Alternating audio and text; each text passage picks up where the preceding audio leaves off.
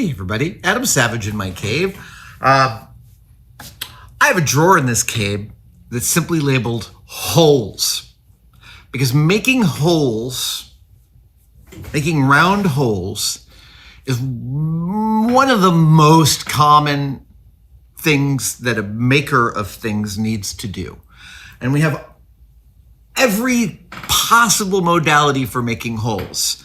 A twist drill like this, that is basically a pair of chisels circling each other, moving material up and out through the spiral. That is probably the primary way many of us make our first holes with a tool. When one wants to make a much bigger hole than a drill bit can suffice, and these go up to a 1/2 inch for normal people, you can buy them up to 2 inch for large equipment. And then you can use an adjustable hole maker like this, in which this carbide or high-speed steel thing around the perimeter cuts the hole through a piece of thin material. I have drilled a hole in the bottom of a Perrier bottle with one of these, and that is not for the faint of heart.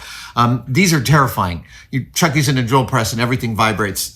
Don't get me wrong, I have this because there are sometimes it can do something that nothing else can, but I hate this thing. Terrifying. Then there's your standard plumbing hole saw. These are phenomenal. Milwaukee makes one of my favorite kits of these.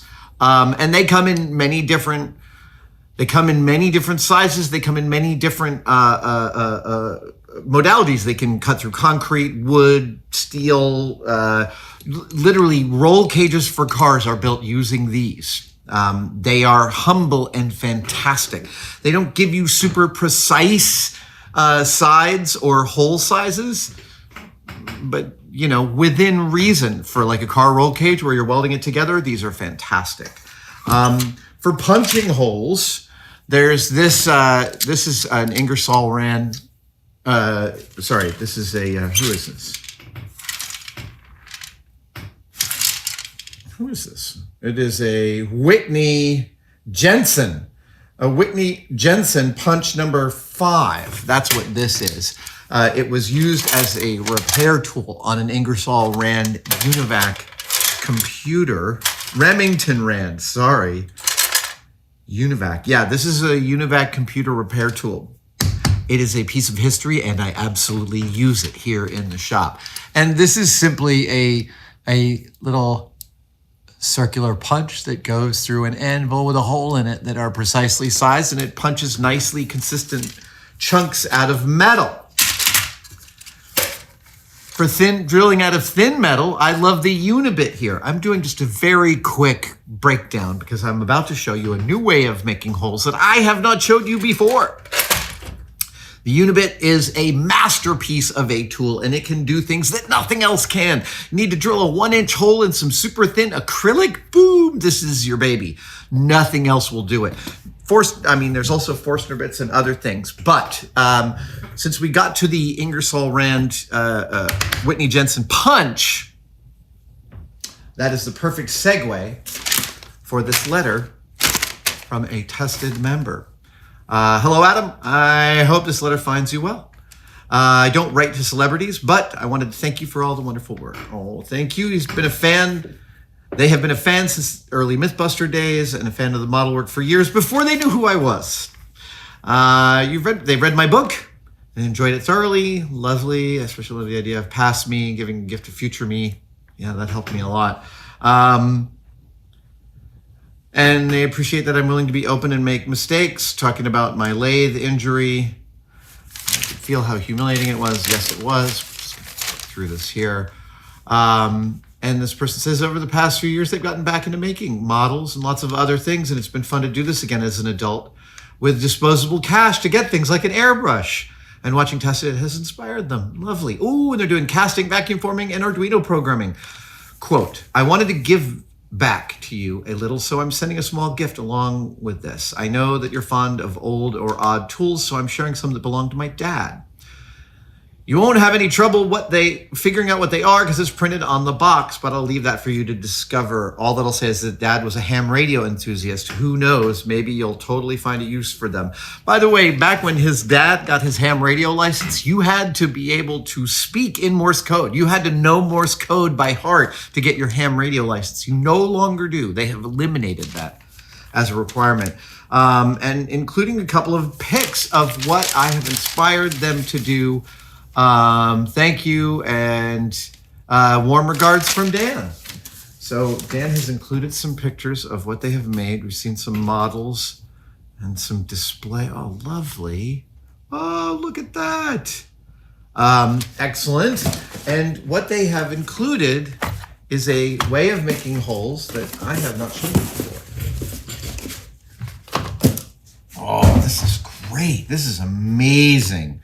So let's see, that's 1 1/2, 1 1/8, 1 3/16. And this would be 5/8. Oh, I'm gonna need to buy some to complete my set. 3/4. Okay, so these are Greenlee hole punches. And here is the humble hole punch.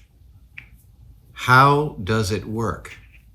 In this way, you unscrew the two parts of the hole punch like this. Come on, come on. Then you drill a hole that can fit this, this bolt. And then you thread that hole through, you thread that bolt through the hole, and then you thread this piece on the top. And you see this piece? You see how this works? And then slowly you drag it through a piece of metal and it cuts a punch. Let us do it on camera, shall we?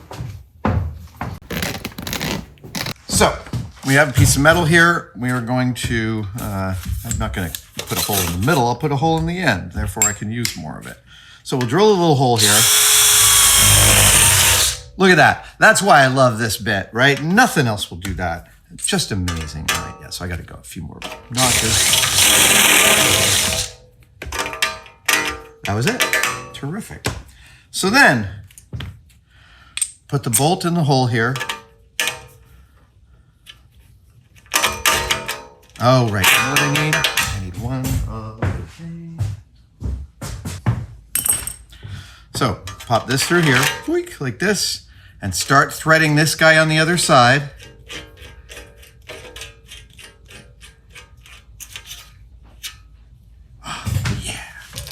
All right.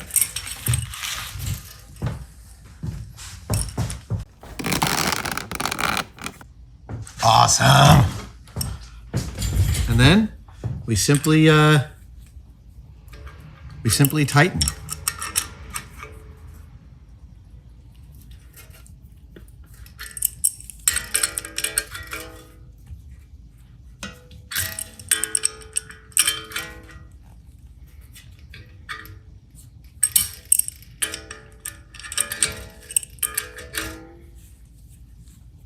You see how gently it's working. This will go through steel. This will go through brass within reason. I mean, you can't do super thick sheet with this, but you can do thicker than you think. And actually, its specs are usually on the package about the maximum gauge that it can actually slice through.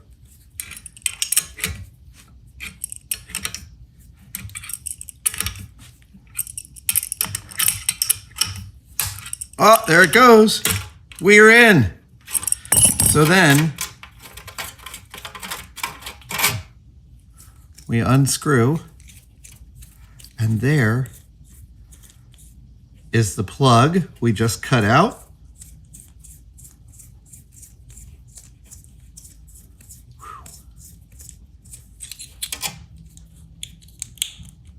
There's the plug we cut out. Here is the beautiful hole we just made with almost no burr on it. Highly accurate to its size. A totally wonderful tool to have in the cave. Yeah, dudes, dudettes, and everyone in between. This is a magnificent tool.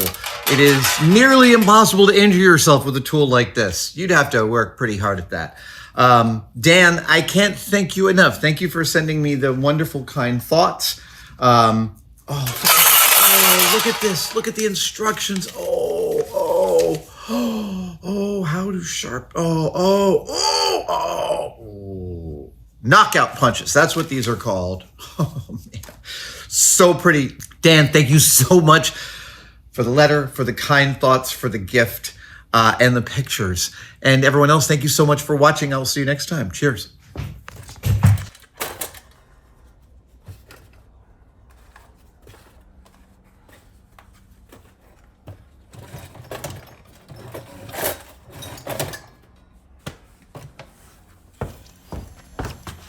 Thank you for watching that video. If you're anything like me, you were watching it wondering, Adam, how can I spend more time with my friends in the outdoors under improvisatory and impromptu conditions? And I would counsel you to go to adamsavage.com and buy yourself one of my bedrolls, which will allow you plenty of dry yet comfortable socializing on grass or any other place you find yourself. I've had one of these in the trunk of my car for 25 years. Okay, I haven't been making these for 25 years. It was somebody else's until I made my own.